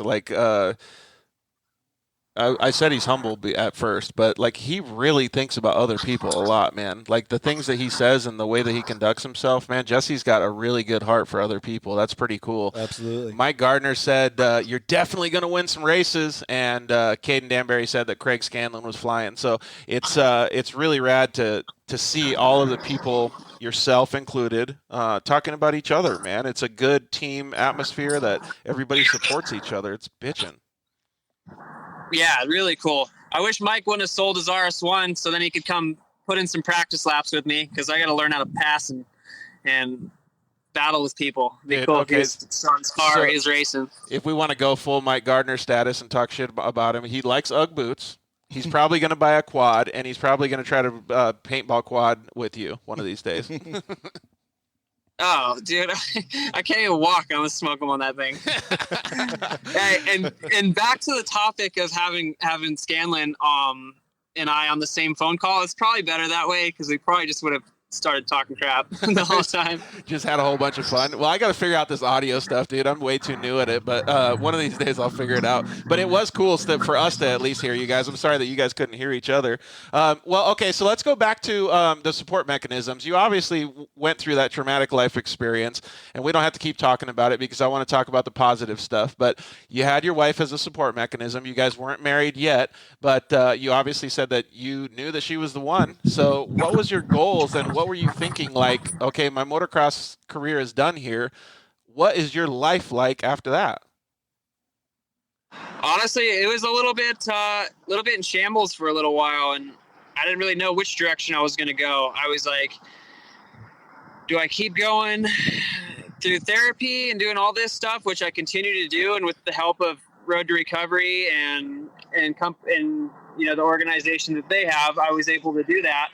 And then I still had some help from some sponsors, and then honestly, you were a big help in part of my recovery, or just, you know, getting my mental side back to where I'd like it to be. And hearing your story, and I was like, wow, these guys are out racing. You and Josh Fredericks and a couple other guys I'd heard from, and I was like, wow, that's really cool. And like some other guys were talking to me about getting on a dirt bike again and that, and I was like, no, like I really wasn't into that because I don't want to go ride a dirt bike sitting down the whole time. Yeah. I don't want to be caged. I don't want to be caged in, and then I don't want to go break a femur. I don't want to go break my neck or something. Like, I can go hop in a Razor, load it up, do everything on my own, and once I'm in it, you can't even tell there's any difference between anybody. Yeah. And I like that. And I don't want to be a burden for people. Like, oh, hey man, can you load my bike? Can you start it? Can you put me on it? Like, I mean, I'm sure I could get on it, but it's just like, it's just way too much stuff. And I'm like, nah, that ship sailed.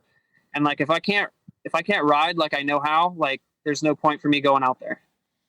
And was your now wife on board with that at the time? She was like, are you sure that's what you want to do? And I'm like, come on, let's go. Like, we can go. I'll let you drive. I'll drive. Like, you can hop in the passenger seat. And she loved it. Like, she's her family grew up going to like Glamis and stuff. And perfect. They used to have a Funko, and they would go to the dunes and stuff like that. So like, honestly, I'd try my hardest to scare her sometimes. I don't ever want to go, no matter what. Like, if I have a passenger, I'm never going to drive out like too out of control or like above my capability. Yeah, like, that's just precious cargo. Yeah, I'm not trying to like hurt somebody in the process of me trying to do something. I'm not into that. But there's been times where I've got on it pretty hard on a mountain ridge or on a track or something, and she's sitting co-pilot, and she never says a word. Like, she's like, wow, that was cool. And I'm like, I can't even go passenger for more than a mile. That's cool. Like, I just have a really hard time putting my life in someone else's hands. And hats off to Keith, Craig's co-driver, because I'm sure Craig's not the smoothest driver. Mashes the throttle. with being courteous to his co-pilot. He said that at the Mint they actually did pretty good. That new car did really well, and they actually had a pretty smooth race. So that's cool, man. Well, honestly, that is like the nicest Polaris Razor I've ever seen. Dude, it looks sweet. It is so cool, and the craftsmanship and the engineering aspect of everything that they put into it is pretty crazy. It's hard to believe it's a Razor, and those guys they've got a good gig going. Well, he does a lot of testing, obviously, that he can relate back to the team at Polaris and stuff like that. Mike Gardner says I call bullshit on the carrying, going slower, calmer with the passenger. On the what? On going calmer with the passenger. Okay. Sorry, TJ. That was a fluke deal. Mike roosted me, and I was trying to roost him back, and then I got a little happy, and it was dark, and I couldn't see, and I had a sore throat for like a week and a half, and it was just tough. Well, so it is really awesome to see that you were able to overcome that injury and stuff. And for people that don't know Jesse or his story, when he was at Unadilla racing in pro motocross race, he crashed, I guess, like a high side, so in a corner. Is that kind of what it was? And you flipped over and you ended up breaking your back? hit a track marker and kind of high sided off of it. I think my bike must have just popped me right in the back the right way, but I couldn't have done it off a triple or something cool. It just had to be in a corner. Yeah, it never ends up being like that, right? I did mine at the bottom of Mount St. Helens when I was actually racing with Jimmy Button at the time. But it was the bottom of Mount St. Helens, flew off the back and just launched and did. George, I got to ask you a question. How old are you? 41. You're 41? Yep. Old, dude. Wow, I thought you were like early 30s. No, He's I'm surprised. Old, He's like, you got to be 50. No, we're old. We're old, dude. Dang, I did not think that you were 40. Yeah, I've lived enough in my life to have 10 lives already at least. So we're gonna start a second podcast. We're gonna call it 19 Lives just because I've lived so many fucking lives so far. Yeah, that's one thing too about racing. You're gonna live more racing in 10 years than most people will in lifetime. Yeah, exactly. That's true. And that's one of the things that I was going to get back to asking you after we kind of talked about your support mechanisms and where you're at now is, you're starting this side-by-side racing now. I mean, you've got it, a year and a half, 2 years into it now, but you're learning, we won't call it slowly, but you're on a fast pace of learning how it is good. And most people would just be ecstatic to have just this in their life, and you've already gone through a whole nother set of life, like you've did all your motocross racing, you've gone through a life of being understanding of having a disability, and now you're in we'll call it your third life of getting back out there and doing something, starting fresh. It's pretty bitchin' to see that, dude. You have a lot to look forward to. No, absolutely. And it's pretty remarkable that I can still go out and do this stuff, and the whole Razor platform's made it possible, which is really cool. And I don't know, like you said, it's I've been at it I've had a Razor for almost 2 years now, or about 2 years, and I had a back surgery about a year ago, which I was out for 8 months. So I've only had about 7-8 races, I think, if I can count them all. But trying to push harder. It's just putting the means to the ends and putting it in place and how do you feel executing when you're driving? Like, how do you feel behind the wheel? Like, do you feel like pretty confident? Do you feel like you can push harder than what the vehicle is? Like, what do you feel like? I think it's a fine line to know in the car too, because like I want to push it as hard as I can, or like where I'm like slamming into stuff, and like, it doesn't work that way with those cars.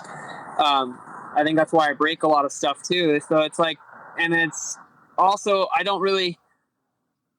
have not done a day of testing. I have not had a setup day or anything. I kind of just have bolted stuff on and tried to run it, which I think it's kind of running its course now, where I need to start trying some offsets and some suspension testing and maybe just really get it set up, because I'm not comfortable. I'll say that. Like, I feel I could hop in my Turbo S and I feel unreal, like so good. And then I kind of get in my race car and it just feels so foreign and weird, and I'm not that stoked on it. But did a little bit of a front shock change for Taft, and like I felt like it was better, and I felt like I could jump and like feel the car a little bit more, but it's a long ways off, I think. It's just some fine tuning, and then it'll be a lot better. But yeah, I know what you mean. Like though. you said, learning. It's definitely a learning curve, and when I got behind the car too, I was the same way. I was like, it doesn't feel right. It doesn't feel right. But that's because I was used to being able to move my body on top of something like a dirt bike, and then now you're stuck in it, and then so it definitely feels weird. Caden Danbury said, though, don't let him fool you. He's still a great driver. He loves watching you drive. But I think you can probably agree with me on this, is that you're driving the car better than it needs to be driven because you're trying to compensate for something. Once the car can catch up to you a little bit, I think you'll be able to really show what you're capable of.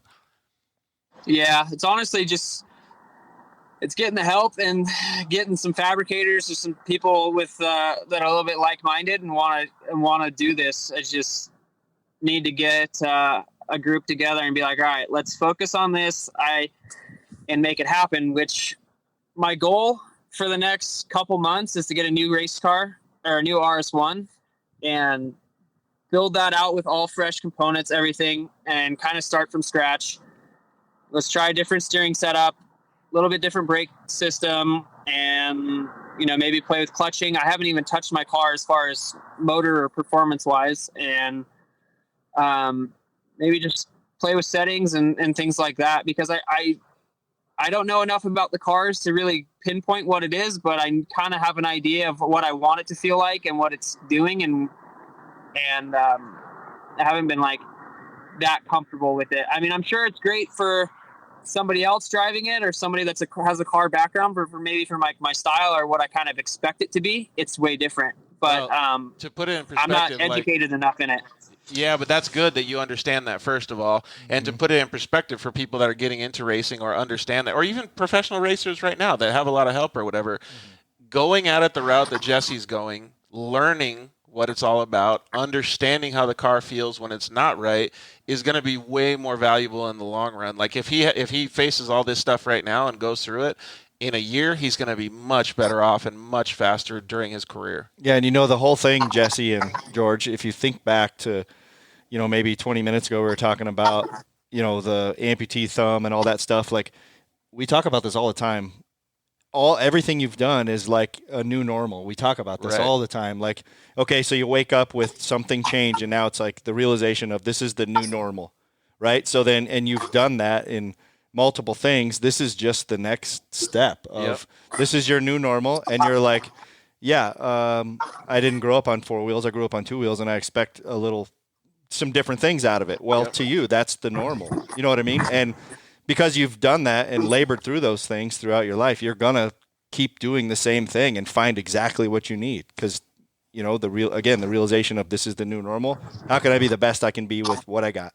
Yep, exactly. Yeah, I feel like I've done really well with that in my life, with whether if I didn't have the best equipment on a motorcycle in my amateur days, or I didn't have setups that I liked in my first few years racing professionally, or my thumb or anything like that, or trying to race with a blown knee, and you just kind of like, I just adapt. I adapt quickly, Right. And try to chameleon whatever I'm doing.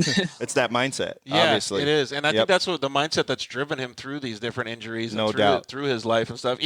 Even that mindset to go after something that he wanted for 3 months on Instagram. Like, I mean, that is like all of those things most people don't do. Right. Like they should be like, okay, well, I'm going to try to talk to this person on Instagram. And then all of a sudden they say no, and they just give up, right? Well, Jesse doesn't know give up. Like, obvious. He doesn't know those words. Like, that's pretty awesome, man, to have that mindset and that personality. Definitely. Yeah, and as far as that 3 months going there, I knew it for that first date. It was hook, line, and sinker. All right, we'll have to talk to her and see what she says about that, bud.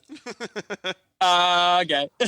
That's awesome, though, dude. But my point is that you really, really do have to have a personality to really want to drive forward and be the best that you can be in any of those things. I mean, he doesn't get into the position that he is now with having great partners like 4 Wheel Parts, having all these side-by-side friends, and even if he hasn't made it to the level that he wants to in side-by-side yet, he will, because he's got the long game in mind. And I think that is so fantastic, man. Like, it gives me drive to make me want to do better. Well, I mean, it doesn't happen overnight, and it's going to be a curve, and it's going to be a tough one. And I feel like the curve, I mean, for how many times I've raced, how far I'm off, the things I need to do, I feel like it shouldn't be, the gap it's not as big as it seems for the long picture, I say. You know what I mean? If that makes any sense, the way I kind of worded that. Yeah, it makes 100% sense. Yeah, we totally get it. Well, so what are the plans for the near future then? You going to race some more works races this year? Yeah, I'm going to try to race them all. I got to get my frame welded tomorrow, because I just realized I got a crack in it. I think I hit somebody a little hard or something hard, and fix that. I got a couple things to get ready for this weekend. I'm going to go race, and then try to get things set up and I don't know, try to get on the next break for work. So I want to try to really push hard to get another car built and set up. Where are you guys racing I'd like this to weekend? keep my old one. Lake Havasu. Oh, really? Yep, Lake Havasu works race this weekend. It'd be sweet if people Do you have anybody coming out there to help? I think my parents might come. I'm not too sure yet. We'll see. I don't know. We'll see. Well, how about this? I'll come up and help you. All right. Tell me how to drive. I won't tell you how to drive. You already know how to do that. But I'll come up and help you, man. I'll be a wrench for your team and stuff. I'll come up and hang out because we have Sarah Price is going to be on our show next week, so I might just go from Havasu and follow you guys back to California. So yeah, I'll definitely come up. After this, I'll text you and we'll get it all figured out, and I'll come up and help you. Yeah, I'm sure everybody there would love to see you, and we could have some beers and barbecue or something and hang out. Dude, who knows what'll happen if I have a beer, though, because I haven't gotten hammered since I got smashed in the face. So we'll see if I'll have a beer or not. Maybe I'll drink an orange soda with you guys. Okay. Maybe a sun kiss. Yeah, exactly. That's my new jam. It's crazy how, like, the new normal, like Casey was talking about, like, I've never really cared about orange soda, and all of a sudden I get my face smashed, and it's like the new jam for me. Like, I love it. Like, yeah, I need an orange soda IV now. Yo, dude, that's honestly, since I got hurt, my weakness has been, well, it's always been In and Out, but now it's even worse. And then my wife, Emily, she introduced me to Chick-fil-A, and that's my weakness. That's bad. So what do you usually get at In and Out? I went there today. Double, whole grilled onion, mustard fried, no pickle. Oh, dang. That's it. Nice. Dang, you go you go off the radar too. It's good. It's simple like that. I like it like that too. All right, Yeah. so we have a couple more questions for you. So what are your long-term goals then? We just asked what your short-term goals are. You want to be a champion in the Work Series, I'm assuming? Honestly, just about anything. I just want to win something and hold the plate. I don't know what it is or what it's going to be. I just want to go win something. It's coming. And Dude, especially especially in a different discipline that maybe some people are like, oh, he couldn't do that or whatever. But hey, give me some time. I'll start learning it and I'll figure it out. Just going to be a slow boat getting there, and hopefully, get some more people on board and keep going at that. But honestly, if I had any opportunity to race anything, I would do it. Other than a motorcycle, I don't really want to go race a dirt bike again. But anything on four wheels, like, I'm all for it. Like, let's go for it. Yeah, that's pretty sweet. And I think you're on the fast track to getting a win for sure. It took me, I think, 3.5 years, but when I stood on top of the podium, man, it was like nobody's business. And honestly, for me, it was like when I did that, I was like, well, I still want to win some more, but like I've achieved what I needed to do. Like I beat all these able-bodied guys. I feel good about myself, and my new normal has been achieved. My goal has been achieved. So, right. Before I forget, we're going to ride across the country. I'm going to try to ride a dual sport bike, but we're going to take some side-by-side guys with us from Oregon to South Carolina in September if you're down. Wait, so you guys going to drive a side-by-side on the street? No, it's all off-road, dude. It's called the Trans-America Trail, and it goes from Oregon down to South Carolina, and it's like just all off-road. So we'll like 95%, I think. No, it's supposed to be 100%, but we'll have to get off the for some support or whatever. Or to go to a hotel. I'll hop in for I'll hop in for a day or two. I don't know if I'm gonna go all the way there. There you Dude, go. we could even get Blake Savage involved too, because there's a part that goes through Utah. Oh, I'm sure he would. I called him today. He didn't answer. Dude, that would still waiting for that phone call back. He ghosted you. That would be sick, though. That'd be so fun to do that. Definitely. We got a bunch of side-by-sides. All right, sorry about interrupting you. Well, you've persevered, and your attitude is just amazing, man. Like, I can't tell you how many times that I've seen stuff on your social media or heard stories from other people about the things that you do and the things that you say and the way that you conduct yourself.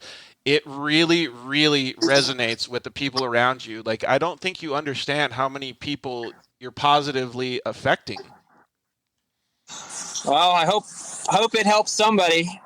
Even if it seems like I'm pissed off sometimes or I'm in a bad mood or whatever, it's not. Like, I sometimes just throw it out there and I'm like, this is just how I'm feeling right now. Let's see what people say. So I want to do the best and help people as much as I can. And I think a lot of people play the poor me card or like, oh, it's so hard, this or that. But they don't know what hard is. Yeah. I feel like those people that do say that stuff, they really haven't been through anything that's been as severe as the things that you've been through. Well, all right, let's wind this down a little bit. So what does the future hold for you outside of racing? As of right now, I am working on. I live in Southern California right now. I am working on moving back up to the Central Coast where I grew up. Trying to get a shop put on a piece of property right now, and nice. From there, yeah. So that way, I mean, I want to be able to have. For right now, I don't even have room to work on a single car in my garage. I gotta take them all out, bring them back in every time I go to work on it. So like that's been a real issue as far as getting stuff prepped and ready. And then I have all my family and close friends that I've had for years where I grew up. So I want to go back there and then eventually I want to try to get a piece of property and build a track on it, and then start helping out some amateur kids coming up through the ranks in our area and work with some youth kids and be able to have my own facility and stuff eventually. Dude, how cool would that be to awesome. give back and still have the fun doing the things that you're doing? And there's nothing up there on the Central Coast like that, or even, in that whole 4-hour range between there. So it'd be cool to do. Is there fun places to ride side-by-sides up there? Oh, there's tons. So much stuff. Sweet. Yeah, that'd be perfect then. And then we're only, 30 minutes or 28 minutes, 25, whatever, from Pismo Beach. Oh, sweet. That's awesome. Perfect. Yeah. Next to our buddies up there at Rugged Radios. Yeah, Los Padres National Forest. There's a bunch of people. But as far as right now, trying to get some good people alongside the great people I already have helping me out as far as, racing with 4.0 Parts and Polaris and guys like Red Bull and Walker Evans, Method Race Wheels, Sparko. I just got a great group of people, Seal Sabers, it's been really great. And BF Goodrich, I've been super thankful and blessed. I've worked a long time to get where I'm at as far as, like my reputation or my racing and my background that I've had. And it feels good to have people still behind me and doing what I love to do. Yeah, you're doing amazing, man. And I like I said, I give you a lot of credit for all the things that you do and the way that you conduct yourself. I think it's really, really making a big difference, especially transcending one industry and coming into another. It's really cool to see that you're just so humble and all that stuff. The last question is how can our audience connect with you? But it's Jessy Nelson 79, Jessy with a Y, Jessy Nelson 79 on Instagram. And anything else that you want to say before we do our rapid fire Q&A? I would say if anybody's trying to reach me, I am my hands are always touching wheels, so I'm always busy doing something. Like even right now, I was just running parts, so that's why I'm still in my truck. I would have rather been at home and had good lighting on me, so I apologize for that. I've just been swamped with this, and if I don't reply, send me another message. If I don't reply after that one, send me a period. Just send something so where it pops up and I can see it, because I got a lot of people in my ear and I got a lot of stuff going on, and I'm just doing the best that I can. Well, one thing that I got to say is that's awesome that you get back to people, but make sure you keep focusing on you, dude. You're doing a lot of cool stuff, and the things that you're doing to not just help yourself, but to help your team, the people around you and stuff, it doesn't go unseen, man. You're really doing a good job, so keep up the good work. All right, Case. Thank you. Are you ready for the rapid fire Q&A, Jess? Sure. All right. Favorite motocross track? Ironman. Favorite food? Sushi. iPhone or Android? Come on. We're FaceTiming right now. I know. Good answer. So I always have that question just to profile people. It's like when you put on... you sometimes meet people and you're like, you're an Android user for sure. That's exactly why I do it. Like when they put on Jimmy Buffett at a bar, you're like, uh-oh, somebody's profiling. Wait until the chicks get dancing. Favorite GP rider? Come on, what's next? Favorite GP rider, sorry. Favorite what? GP rider. GP rider? As far as like what, Superbike? No, you could pick MotoGP if you wanted to. I was talking about like MXGP, like Cairoli, Hurlings. I'm gonna say Cairoli. Yeah, he's pretty sweet. I don't know. For favorite GP rider, I'm kind of going with some of the new guys. Dude, I like. Dude, why did I just forget his name? He just switched to gas this year. 259. Hoff. Yeah, dude, he's good, man. Yeah, I like him a lot too. Don't get me wrong. That gas is a KTM though. I know what it is. I just like it because it's red, dude. Oh yeah. All right, most memorable race. Not a bad one. It has to be a good one. Honestly, I think my first side-by-side race. It was really cool. I had all my friends were there, and well, not all of them, but a couple. And gardeners were there. Craig was there. I had my mom was there. I don't know. That one was just cool. It was just I was so out of my element, and I was so nervous, and I was just like, I didn't know what was going on, but I had the time of my life. It was cool. Well, see, there you go. That's so awesome. Talk about humble and the new beginnings, you know? Like, he won an Anaheim Supercross, and he mentioned that his side-by-side race was a good pretty race. awesome. Speaks pretty highly. How about favorite flavor of ice cream? Chocolate chip cookie dough, but that's like, I guess it's more like vanilla or something. All right, M&M's or Skittles? Peanut butter M&Ms. Oh, you're going peanut butter M&Ms? Nice. He's got the setup. He's got an eye for the setup because obviously that was details. Yeah, right? exactly. Okay, so I already know the answer to the next question, but I forgot to ask him it, so we'll go ahead and get into it. Dogs or cats? Yep. Dogs, come on. Yeah, I'm allergic to cats. I'm allergic to cats too, but the reason I know he likes dogs is you and your wife actually help rescue dogs, right? Yeah, too often. We have. She was talking to me today. She's like, "Look at these two labs. They're brother and sister, and they need a foster." I'm like, "We already got 4 dogs in the house right now. We just got rid of 3 puppy husky fosters that we had. So let's chill out for a little bit." It's only going to be a problem when you match your amateur titles with dogs. Oh my god, dude! Oh jeez. Could you imagine that? Yeah. No. Hey, it's cool though. It's really cool though. The dogs that we've gotten, like I always thought adopting was cool until we finally like really got dogs adopted, and our husky, he's like my favorite dog, and I don't know, we just bonded so well. And when we first got him, he was kind of gnarly. Like he bit me 3 times. I've never had a dog bite me, and I was scared of him. And now he's like my best friend. So, and it's just the change and like his whole demeanor and everything is so cool to see. And when you find every time you rescue a dog, saves another dog, and the cycle just keeps going. And yep, it's a cool thing to do. That is super cool, man. Well, yeah, keep doing what you're doing with that. Okay, burrito or taco? Burrito. Yeah. Well, what kind though? Because are you going California burrito? Surf and turf burrito. Ooh, dang, that's nice. pretty stylish. Come on. All right. If you were in the movie Hangover, which character would you be?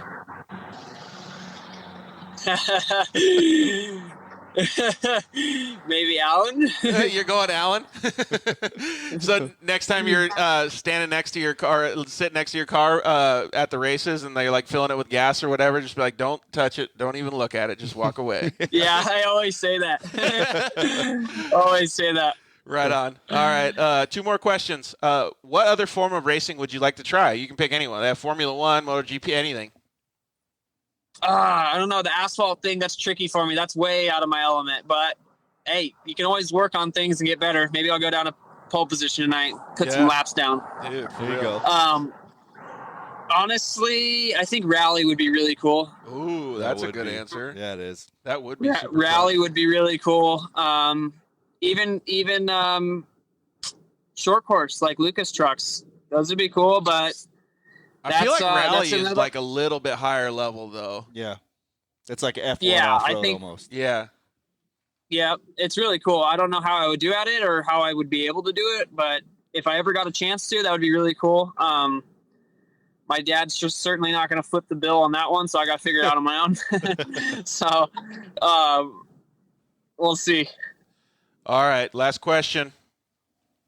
This one always has some controversy, doesn't it? It does. It's easy. Chips and guacamole or fries and ketchup.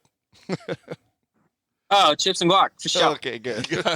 Dude, we had some No drama. Yeah, we had some pretty high drama level with Steve Westfall is, right?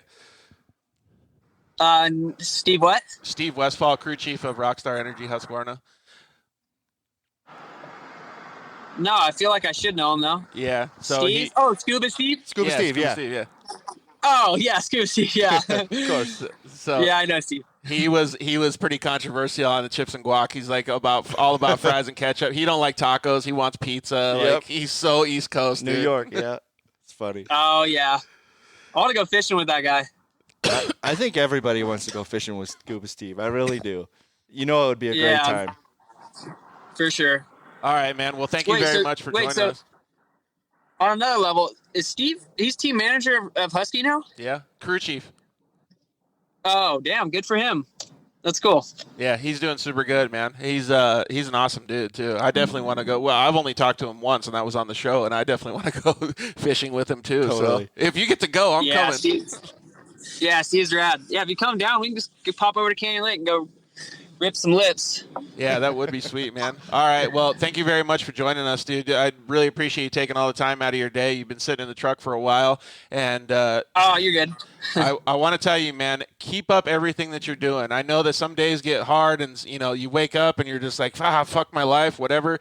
You're doing a fantastic job, man. You give a lot of people inspiration, including myself, and seeing the things and the attitude that you do is just, it's phenomenal. So keep doing what you're doing, bud. Well, you threw the faces in during our downtime, so that was pretty awesome. Well, hey, dude, there's nothing I can change now. It was my fuck up, so I got to live with it. So there's days where I get pissed off, but it's more like I just want to get something done quick.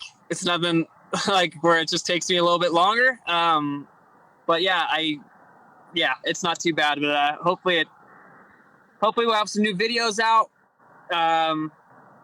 Been working on some content coming up here soon, and thank you guys for having me be a part of the Dirt Life show, and I appreciate it. You guys having me on. Yeah, man. Thank you very much. We'll be paying attention to that content. Absolutely. So, all right, bud. Well, we'll let you go. I'll text you in just a little bit here, and we'll get a little bit of information on going to Havasu. I'll see you this weekend. All right, guys. Sounds good. Thank you. Later, Jesse. Have a good one. See ya. Yeah. You too. That was pretty amazing, dude. Pretty awesome. It's crazy. Like, you and I say this all the time, dude. But seriously, like, I don't understand how this show makes it makes me feel different. Like, I feel so much different right now than I did 3 hours ago. Right. Like, I feel so much better talking to these people and understanding their stories. It's just crazy. It's so cool that it's such a reoccurring, and we're not manufacturing it, but it's a reoccurring story of. Jesse didn't even know we were going to be on FaceTime today. He's like, I'm just calling in, right? I'm like, no, dude, you got to be on FaceTime. Like, we don't make this up. But like I said, it's like, new normal, adversity, facing it, dealing with it, overcoming it, and making the best of it. Like, it keeps happening But to understand all those little idiosyncrasies and all the details and all that stuff, absolutely. it puts such a meaningful piece to life. No doubt. Oh, man, it's crazy. Well, thank you very much, Jessy Nelson, for joining us. We really appreciate you taking all the time out of your busy schedule. Thank you very much, Craig Scanlon, for calling in. I apologize for not knowing what I'm doing with this audio stuff. And thank you very much for Justin Smith calling in, too. For sure. I appreciate you coming over, Case, and Absolutely. obviously hanging out and doing the show. For 29. Yeah, 29 is pretty good, man. I think we're going to be... let's see, 52 weeks a year. So 1 week. We're going to have 70-something shows coming up pretty quick. That's going to be awesome. So before I forget, I was going to mention it last time, and I totally forgot.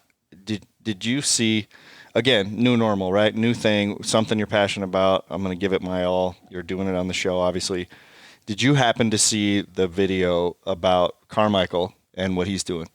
No, what? So he's obviously, the announcer for... Commentating, yeah. Monster Energy.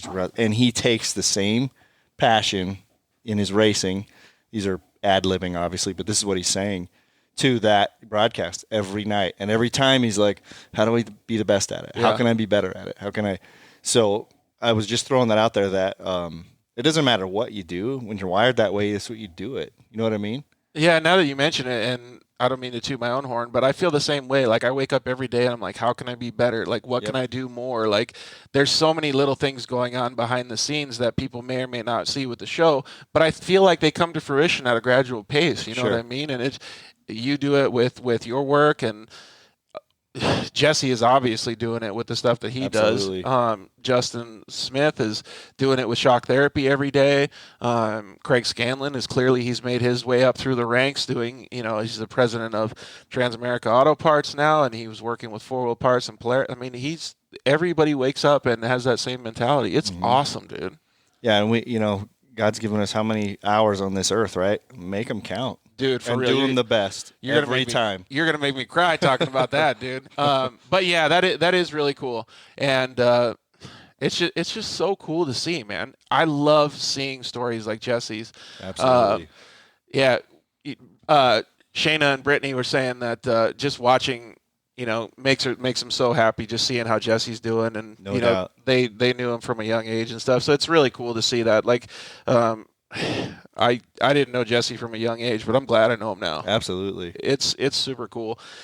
This show is really, really getting me going, that's for sure. All right, well, I want to thank everybody for joining. We really, really appreciate everybody. More than you guys know, this show is a lifeblood to a lot of people now, and they really like it, and we really, really like it too. So we apologize for any of the audio issues. We hope that it came out well. We hope that you could hear everything. Thank you very much for commenting in. If we didn't get to your comments, we are going to try to do a little bit better job next time as well. But again, thank you so much. Please don't ever hesitate to hit us up on social media. You can always hit us up on Instagram at The Dirt Life Show. You can search for The Dirt Life Show on Facebook. You can always go to our YouTube channel and www.thedirtlifeshow.com. We are going to have some new merch. We're going to have a whole bunch of new stuff. You can see all our old videos, old episodes. You can always hit us up on iTunes, all those mediums. We're everywhere. So anywhere you want to go, you can always check us out. We really, really appreciate you guys very much. Thank you very much to our sponsors, Justin Smith for calling in, Shock Therapy. Use the code DIRTLIFE to save a whole bunch of cash. The guys at Rugged, thank you very much for joining and giving us a Dirt Life code to share with the audience. So use that code DIRTLIFE to save a whole bunch on your Rugged radio equipment. Thank you very much to the Zollinger guys, and congratulations to them on winning the Mint 400 in the UTV Unlimited class. Use the code DIRTLIFE at ZollingerRacingProducts.com. And the guys at Solder World, thank you very much, Lance and Vanessa and everybody over at Solder World. We really appreciate it. Next week's guest, we have a phenomenal guest. Her name is Sarah Price. She's a now trophy truck racer. She raced side-by-sides. She was a professional woman motocross racer. All of those things are probably going to get me going again next week, dude. So I'm going to see if maybe we could do a show in California. That'd be pretty cool. So thanks, Casey, for coming in. Absolutely. Really appreciate it. We want to give a shout-out to Casey's family for letting him do this. Want to say hi to Jim Peck. I hope you're feeling better. Thank you guys very much. We will see you guys next week. Peace. Thanks for listening to The Dirt Life Show.